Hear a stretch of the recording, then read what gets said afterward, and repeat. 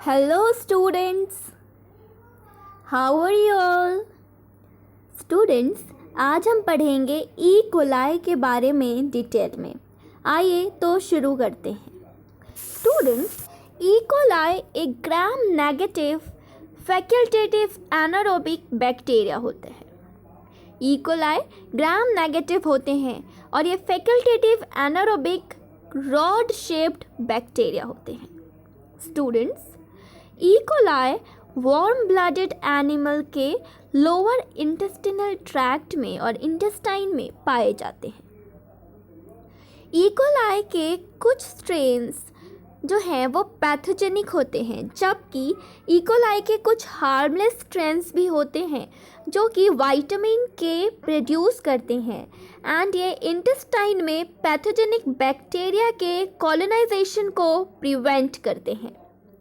Students, E coli को classify किया जाता है इनके सेरोटाइप्स के बेस पे और इनकी सेल वॉल, कैप्सुलर, फिम्ब्रियल और फ्लैजिलर एंटीजेंस के बेस पे इनको क्लासिफाई किया जाता है। For example, E coli 0157 is to H7। Students, आप इस स्लाइड में ई कोलाई के स्ट्रक्चर को देख सकते हैं। जैसा कि आप देख पा रहे हैं, E coli 3 micrometre in size है एंड इनके पास flagella, cell membrane, cytoplasm and DNA present है। आप इनके नीचे वाले डायग्राम में देख सकते हैं इनके पास capsules which is denoted as K, LPS lipopolysaccharide O, cell membrane, fimbriae F, flagella H and आप प्रोडक्शन ऑफ टॉक्सिन्स भी देख सकते हैं, ये इनके पास प्रेजेंट है। स्टूडेंट्स, अगर हम इनकी डिटेल की बात करें कि इनकी किंगडम, फाइलम, क्लास क्या होती है, तो मैं आपको बता दूं कि ये इनकी किंगडम बैक्टीरिया है, phylum is proteobacteria, class is gamma proteobacteria, order is enterobacteriales, family is enterobacteriaceae, genus is escherichia, species is escherichia coli. Students, जैसा कि हमने पढ़ा, ई कोलाई के कुछ पैथोजेनिक स्ट्रेन्स होते हैं और कुछ हार्मलेस स्ट्रेन्स होते हैं। तो अगर हम इनके पैथोजेनिक स्ट्रेन्स की बात करें तो इनके पैथोजेनिक स्ट्रेन्स है enterohaemorrhagic E coli EHEC, enterotoxigenic E coli ETEC, entero invasive E coli EIEC and enteropathogenic E coli EPEC। Students, आइए हम इनको डिटेल में पढ़ते हैं। तो हम शुरू करते हैं इंटेरोहेमोरेजिक ई कोलाई से। स्टूडेंट्स, ये ई कोलाई के स्ट्रेन्स साइटोटॉक्सिन्स प्रोड्यूस करते हैं जो कि होस्ट सेल में प्रोटीन सिंथेसिस को डिस्टर्ब कर देते हैं।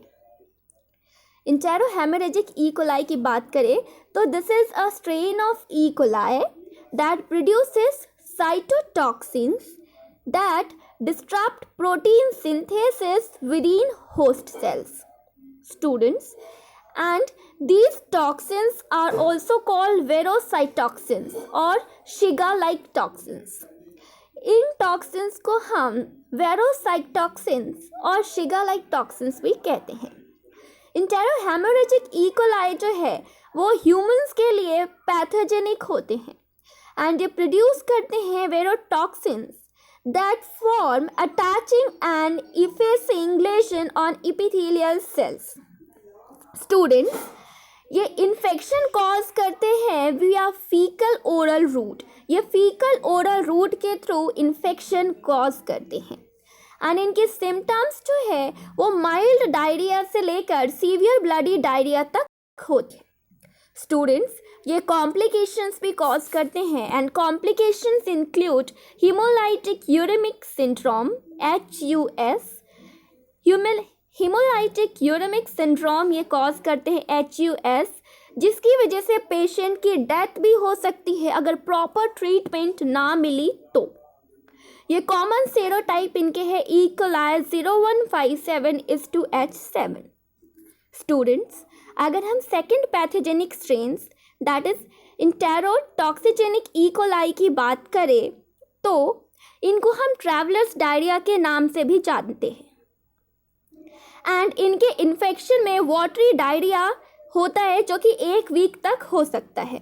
एंड इनके सिम्टम्स होते हैं एब्डोमिनल क्रैम्प्स और sometimes nausea and headache. And ये अपने आप को स्टैब्लिश कैसे करते हैं? तो ये क्या करते हैं कि ये स्मॉल इंटेस्टाइन के एपिथेलियल सेल से अध्ययर करते हैं एंड कॉलोनाइजेशन फैक्टर एंटीजेंस के थ्रू ये कॉलोनाइज करते हैं। And this is followed by expression of heat stable ST और heat labile LT enterotoxins. And then ये एक्सप्रेस करते हैं enterotoxins which is heat stable और हीट लाएबल। एंड इस टॉक्सिन्स की वजह से एडिनाइलेट साइक्लेस इंक्रीज हो जाते हैं, कैंप लेवल इंक्रीज हो जाता है एंड क्लोराइड आयंस का एंड वाटर का सिक्रीशन इंक्रीज हो जाता है। स्टूडेंट्स, अगर हम इनकी थर्ड स्ट्रेन्स की बात करें which is intro invasive E. coli, तो ये ट्रांसमिट होते हैं फीकल ओरल रूट के थ्रू। एंड एक बार जब हमने इन ऑर्गेनिज्म को इंजेस्ट कर लिया तो ये ऑर्गेनिज्म इंटेस्टाइन के एपिथेलियल सेल को इन्वेड करते हैं एंड ये mild form of dysentery cause कर देते हैं। एंड यहाँ इलनेस को हम कैरेक्टराइज कैसे करते हैं? तो इन्फेक्टेड इंडिविजुअल्स के स्टूल्स में ब्लड एंड म्यूकस की प्रेजेंस से हम इस इलनेस को कैरेक्टराइज करते हैं। And characteristics feature of EIEC are their ability to induce entry into epithelial cell and disseminate from cell to cell. And students, EIC infection contaminated food और water के through भी हो सकता है। And ये कुछ mechanical factors like flies के through भी ये infection हो जाते हैं। Students, अगर हम इनकी अदर स्ट्रेन्स यानी कि इंटेरोपैथोजेनिक E. coli की बात करें तो क्या होता है कि अगर हम एक बार इस माइक्रो ऑर्गेनिज्म को इंजेस्ट कर लेते हैं तो ये ऑर्गेनिज्म अडहेयर करता है हमारे इंटेस्टाइन के एपिथेलियल सेल से एंड वाटरी और ब्लडी डायरिया कॉज कर देता है।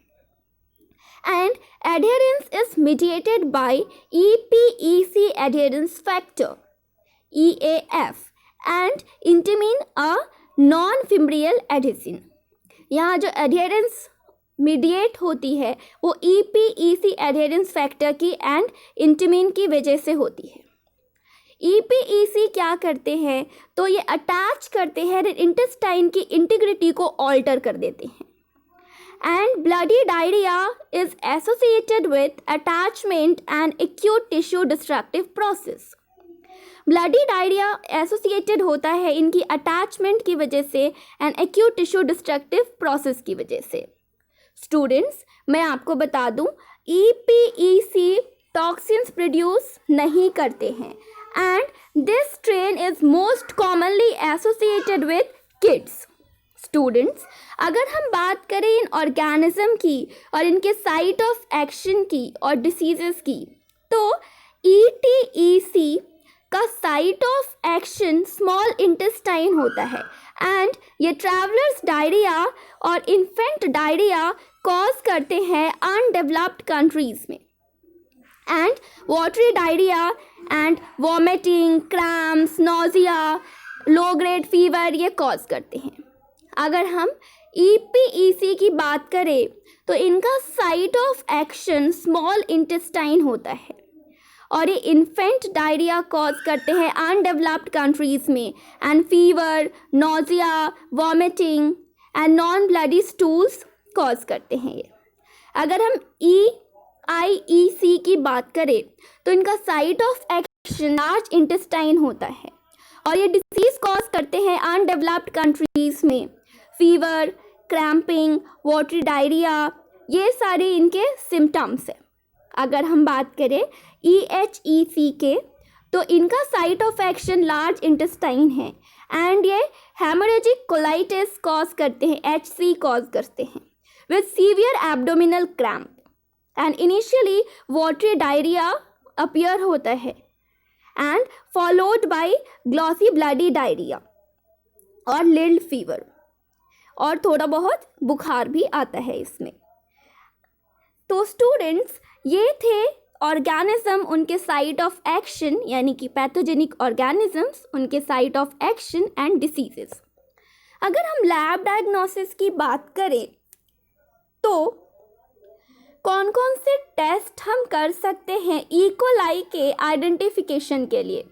तो मैकॉन्की अगर पॉजिटिव होते हैं, ये इंडोल पॉजिटिव होते हैं, मिथिलीन रेड पॉजिटिव होते हैं, सिट्रेट नेगेटिव होते हैं, H2S नेगेटिव होते हैं एंड ये लैक्टोज फर्मेंटर होते हैं, ऑक्सीडेज नेगेटिव होते हैं, गैस प्रोडक्शन पॉजिटिव है।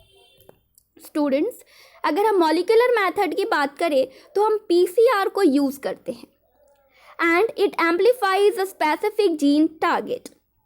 स्टूडेंट्स, आप देख सकते हैं इसमें इकोलाई के पैथोजेनिक स्ट्रेन्स की ग्रोथ को और उनकी कॉलोनी को। स्टूडेंट्स, अगर हम ट्रीटमेंट की बात करें तो patients, specially healthy adults, need no treatment for E. coli infection because it is self limited। ऐसे पेशेंट और स्पेशली जो हेल्दी एडल्ट्स होते हैं उनमें कोई ट्रीटमेंट की ज़रूरत नहीं होती है E. coli इन्फेक्शन के लिए, क्योंकि ये सेल्फ लिमिटेड होते हैं।